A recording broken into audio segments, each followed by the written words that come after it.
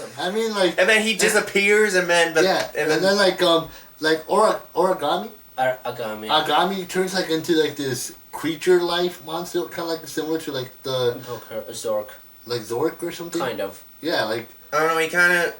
He at some point, he takes the... There's all these veins, there's all these elements. There's the Millennium Puzzle, there's the bracelet, there's the eye, the Millennium Rod. And then there's... The Rod was not there. The ring. The ring and the Millennium Puzzle was there, that's it. And you know what the ring is? You know what the ring is? It's a dream catcher. Yeah.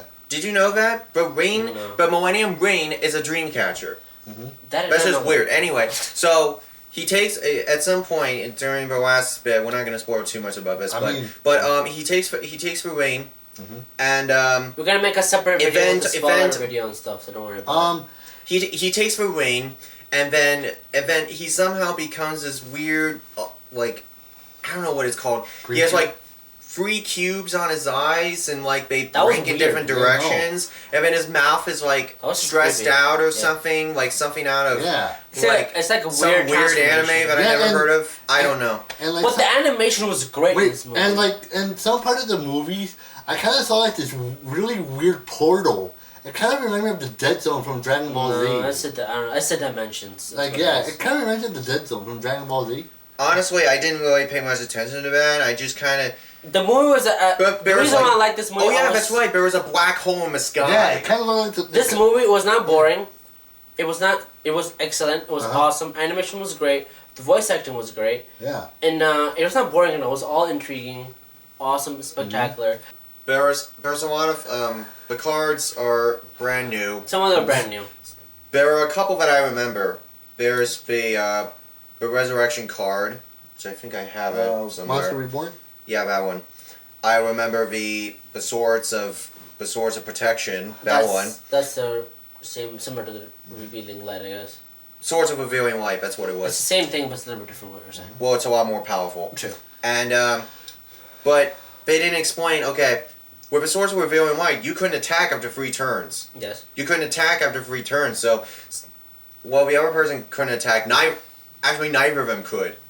Neither of them could attack for 3 turns, but anyway, it didn't matter. But one thing that I was a little bit nitpicky about was the way that they dueled. I know this doesn't matter to you, but this is coming off of somebody who hasn't seen the show in like, 10 years? So, let me explain this out loud, okay? It's not that simple. You can't just go from this card to this most powerful monster to this god. Summoning. It's different. And it's like... Dimension summoning... I just didn't understand that. Okay, let me explain you. It's like, okay... Dimension summoning... I take a card, right? I place it down, and then it's like all of a sudden I have like an extra card just laying around, and then it's like I summon, I don't know, this purple card or whatever, and it's like, it's not that simple. You can't just go from one... You can't just go from one card to... You need to Didn't you notice that Demi was like placing like... That was dimension summoning. Dimension summoning... Is that even allowed anymore? Dude, this is a new rule. Not new rule, but in the movie it's different. Dimension summoning and Shadow Realm and other things are different. Yeah. Dimension summoning is way different. If you watched it clearly, he did explain what dimension summoning was. He didn't fully explain it. He did explain. Does he even Okay, explain. Dimension summoning is where like you sacrifice your spirit to summon a monster. That means like it gives it attack points. When you like have a monster in your hand, like in computers, whatever that thing, you give some spirit to summon that monster. You're mostly like he did sacrifice some couple. He did. Have you seen the most part? He did sacrifice to summon a couple of monsters. He did some of the weird little eye stuff. He sacrificed that. I forgot the name of it already. But he did sacrifice and bring another monster. That's how you're supposed to do it. Dimension summoning is way different than normal dueling. Normal dueling is different. And when in the Duelist Kingdom, when they dueled, when Sadokaba put a new rule, you gotta sacrifice a monster to bring a new powerful monster thing. That was a new rule in the Duelist era when it came out. Okay. But in the Duelist Kingdom, you don't have to sacrifice anything. You just you can pick throw down a monster anytime you like, because at the time they had no rule for that.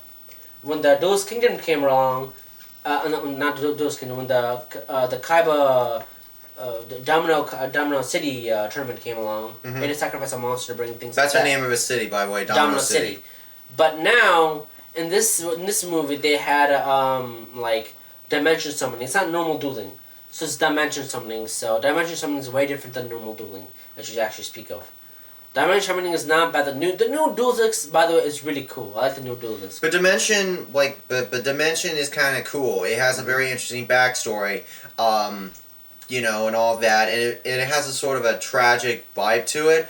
But we care enough about what's happening that we want to know I liked how all the everything characters. turns out. All the characters were good. Even though the ending was like not up, well, kind of sort of upsetting, but disappointing. Not disappointing or upsetting. But I wish she had more lines than like one of the simulation. So if I summoned a Blue Eyes White Dragon, which I don't have on my deck right now, I should. But anyway, if I summoned Blue Eyes White Dragon, I couldn't do that normally. I had to make 2 sacrifices and in order to summon it. But now in Dimension Summoning, I can just summon whenever I want. Unless I sacrifice a part of my soul in order to spirit in order to that's what Agami told. Yeah. Okay. What if I don't know. But even so, the movie was great. The movie was none of this really matters. But point is that the story was a great. good film.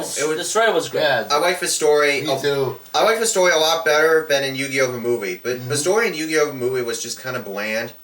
And looking back, I kind of know critics hated it. This was more intriguing. Yeah, this one. Usually, the weird thing is that usually critics hate these type of movies. Like, you know, the Pokemon movies get panned, or the first Yu-Gi-Oh! Movie got panned. And, you know, it's like, it's really only meant for fans of the shows. Me, however, since I'm somehow brought back into this after 10 or 12 years, I actually found myself caring about what was going on. I was intrigued by the animation, intrigued by the story and characters, but I'm really happy. Intrigued by the fighting itself. But I still liked all the great characters that returned. I really definitely, it's one of the best nostalgic feeling to watch them when I was so younger again. I totally miss these characters. I'm really happy that I saw them again. In the big screen, it was one of the. I thought it was good. Yeah, so it was really good. I would give a recommendation if worth the money. If you're a Yu-Gi-Oh fan, I recommend see this movie. You will not regret it. You will not regret this. I recommend if you're a long-time Yu-Gi-Oh fan, see this movie. And also make sure you get the promo card. Obelisk the Tormentor, man, is one of the rarest cards ever. Sort of, but yes. Yeah. But I'd like to say is like, I hope you guys like I said before, if you guys want to watch like more stuff about if you want to see cards come to life and just fight each other, if it's kind of cool in real life, and maybe during the future time they'll probably make something like that. Yeah. In some time, we don't know yet. It's like, okay, I summon Opus for Tormentor. Wait, why isn't it coming to life? But in real life, they aren't even know if they're gonna make one like that. But if they do, I'm never gonna get it. I have no mind. Yeah. But you know, like I said before, this movie definitely gets a 10 out of 10. Yeah. So I gave it a 5. 5. You know what? 5. It's the same thing. It's a matter. Yeah. 5. Yeah. So see this movie if you're a Yu-Gi-Oh fan. See this movie. This movie had no nitpicks and nothing wrong with it. Well, I had a few. But you didn't bring it down the points. That's a good thing. Even though you had nitpicks, you still got that. Leave it at 5. All right. That's one thing you didn't. Because every good movie, no matter what it is, has issues with it. But they used to give it a 5 though. It was not that bad. It was. Yeah, because 5. most of my nitpicking is just little tiny nitpick things. But it was really worse than if it was really, really worse, -1.